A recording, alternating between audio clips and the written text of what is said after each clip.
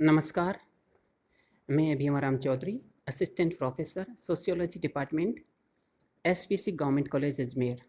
Dear students, SPC government college Ajmer के समाजशास्त्र विभाग के इस यूट्यूब चैनल पर पुनः आपका स्वागत है, अभिनंदन है। डियर स्टूडेंट, हम बीए पार्ट थर्ड के सेकंड पेपर सामाजिक मानव शास्त्र की पहली यूनिट पढ़ रहे हैं। उसके जो टॉपिक हैं उनके कई वीडियो बनाकर आपके साथ शेयर किए जा चुके हैं। उसी क्रम में ये अगला वीडियो आपके सामने प्रस्तुत है।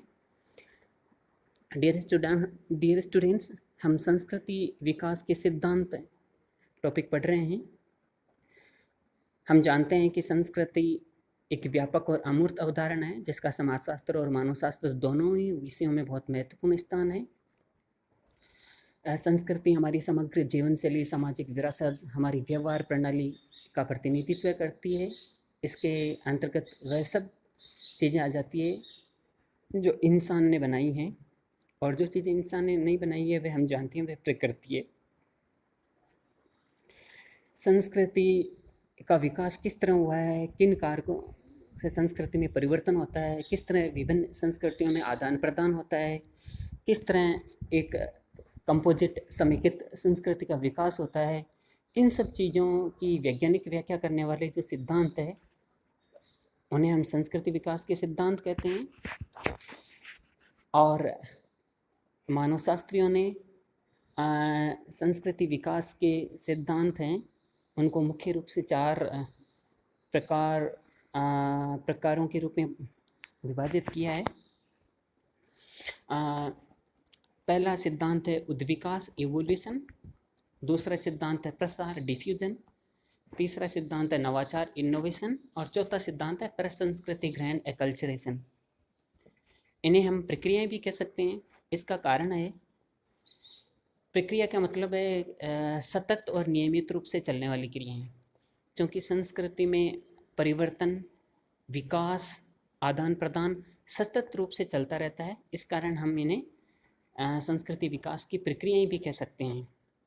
उद्विकास है, प्रसार है, नवाचार है, प्रसंस्कृति ग्रहण है, ये संस्कृति विकास की प्रक्रियाएं हैं, संस्कृति विकास के सिद्धांत भी हैं।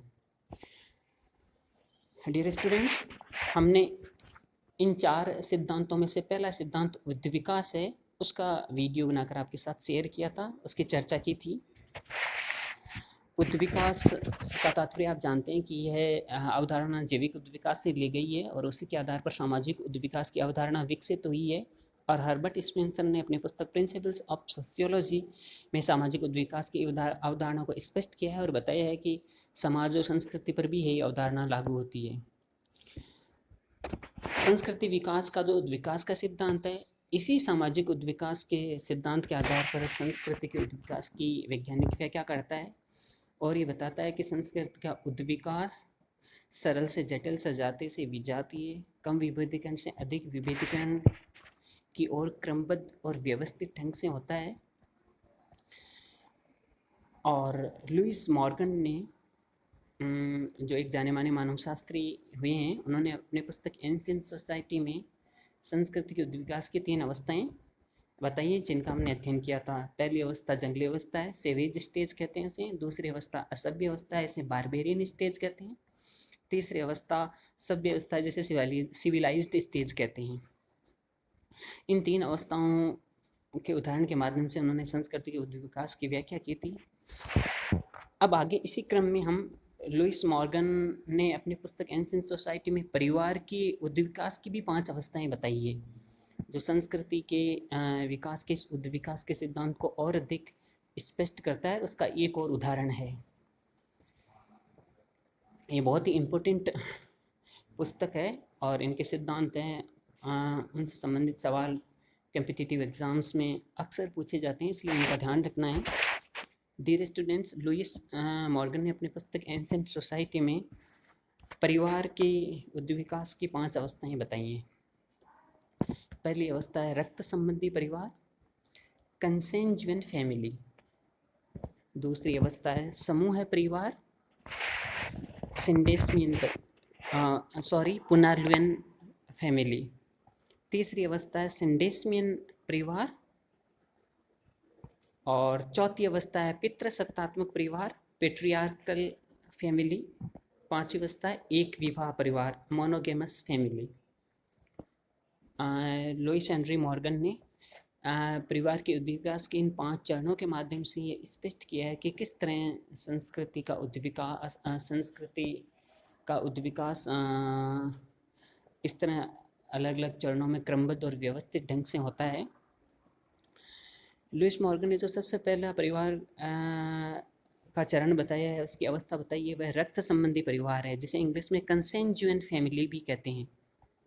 रक्त संबंधी परिवार परिवार की वह अवस्था है जिसमें रक्त संबंधियों में भी परस्पर विवाह हो जाते थे।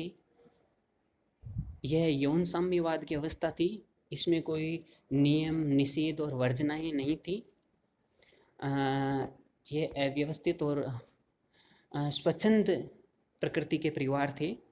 परिवार का बिल्कुल प्रारंभिक और आदिम स्वरूप था। उसके बाद में ही धीरे धीरे परिवार व्यवस्थित और संगठित रूप में विकसित हुआ है। इसके बाद में जो परिवार के उद्विकास की दूसरी अवस्था है उसे हम समूह परिवार कहते हैं। इंग्लिश में इसको पुनर्विवाह फैमिली भी कहते हैं। इस परिवार का तात्पर्य यह है कि इसमें एक परिवार के पुरुषों का दूसरी परिवार की महिलाओं से विवाह होता था और जिसमें यौन संबंध अनिश्चित होते थे। यौन संबंधों को लेकर कोई नियम और व्यवस्थाएं नहीं होती थी। हाँ, लेकिन एक परिवार के पुरुषों का दूसरे परिवार की महिलाओं से ही विवाह होता था। ये इसके स्वरूप में थोड़ा सा परिवर्तन हुआ था। ये रक्त संबंधी परिवार से इस अर्थ में अलग था। तीसरा जो परिवार का चरण है या परिवार के उद्विकास की जो तीसरी अवस्था है उसे हम सिंडेस्मियन परिवार कहते हैं। इसमें एक पुरुष का एक स्त्री के साथ विवाह होता था किंतु यौन स्वच्छंदता फिर भी रहती थी। इस तरह हम देख रहे हैं कि धीरे धीरे परिवार का उद्विकास होता जा रहा है। उसमें नियम और व्यवस्था आ रही है, नियंत्रण और अनुशासन आ रहा है और आधुनिक स्वरूप की ओर ये धीरे धीरे बढ़ रहा है। सिंडेस्मियन परिवार में एक पुरुष एक ही स्त्री के साथ विवाह करता था किंतु यौन स्वच्छंदता फिर भी बनी रहती थी, यानी कि वह दूसरी स्त्री के साथ भी यौन संबंध स्थापित कर सकता था।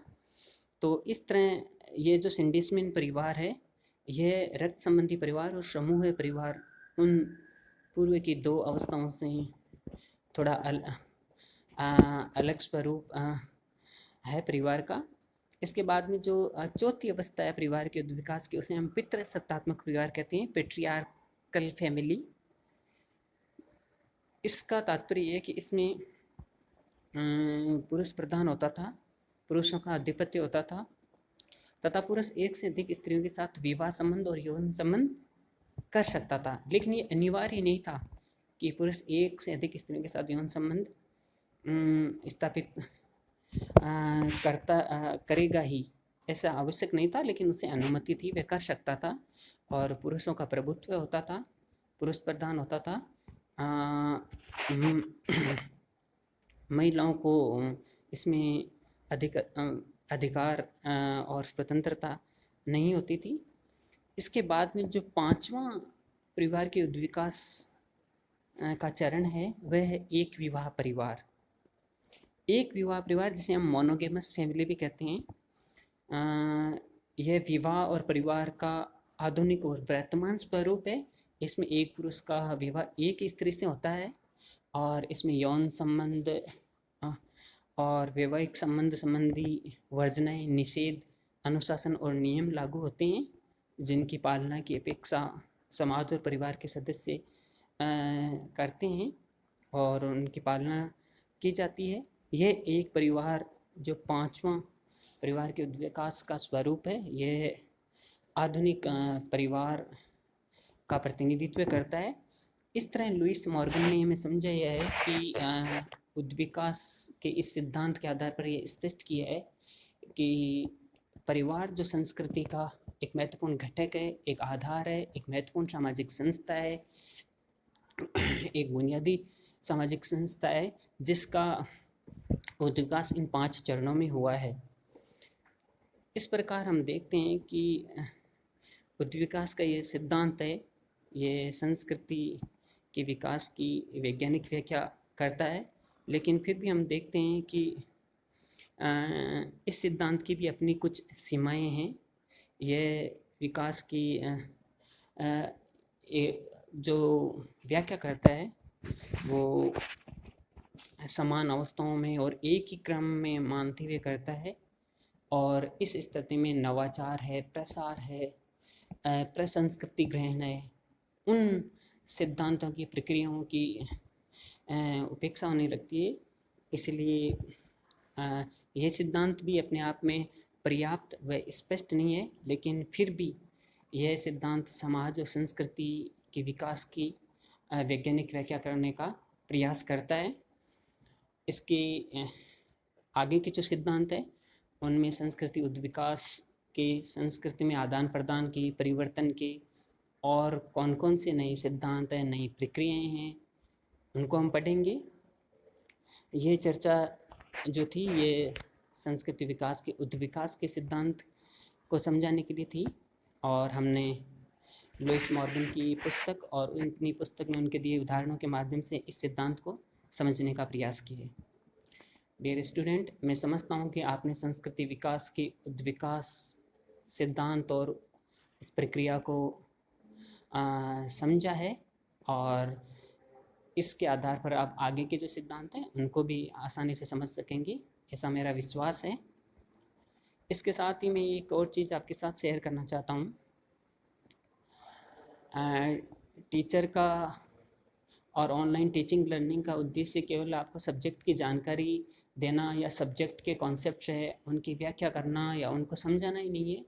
साथ ही साथ देश समाज में घट रही घटनाएं हैं, कुछ नई चीज़ें, उनकी भी जानकारी देना है। ये हमारा दायित्व है। आपको प्रेरित करना ये भी हमारा दायित्व है। इससे पहले की वीडियो में भी मैंने एक स्टोरी के माध्यम से आपको मोटिवेट करने का प्रयास किया था, और जीवन से संबंधित जो बातें हैं, अनुभव जो आपके लिए उपयोगी सिद्ध हो सकते हैं, उनको भी शेयर करना हमारा दायित्व है, कर्तव्य है। समाज हमसे ये अपेक्षा भी करता है, और टीचर्स और स्टूडेंट्स के व्यवहार को बहुत गहराई से नोटिस करता है। ये मैं पहले भी कह चुका हूँ कि टीचर्स और स्टूडेंट्स को समाज में बहुत सावधानीपूर्वक व्यवहार करना चाहिए, इस तरह का आचरण करना चाहिए जिससे समाज के दूसरे लोग प्रेरणा ले सके और उन्हें ऐसे लगे कि वास्तव में शिक्षा हमारे बच्चों को या हमारे समाज के सदस्यों को बेहतर बना रही है। उन्हें ऐसा नहीं लगना चाहिए कि पढ़ने के बाद भी ये अच्छे नागरिक नहीं बन पा रहे हैं, अच्छी चीज़ें नहीं सीख पा रहे हैं, गलत रास्ते पर चल रहे हैं। अगर ऐसा मैसेज उनके पास जाता है तो ये स्टूडेंट्स और टीचर दोनों पर ही प्रश्न खड़ा करता है।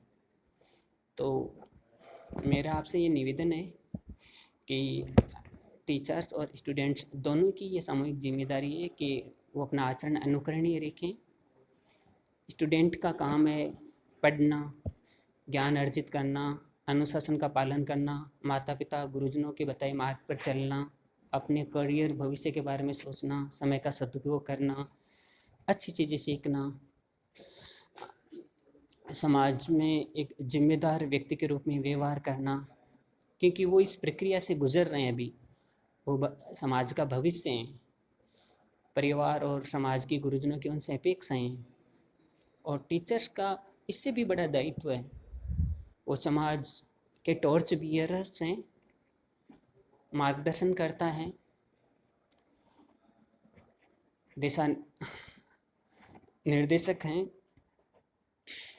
समाज उनके व्यवहार से सीखता है, इसलिए टीचर्स का व्यवहार भी अनुकरणीय होना चाहिए, प्रेरणादायक होना चाहिए। उन्हें इस तरह के आदर्श का व्यवहार का उदाहरण प्रस्तुत करना चाहिए जिससे स्टूडेंट्स भी और समाज के दूसरे लोग भी प्रेरणा ले सकें।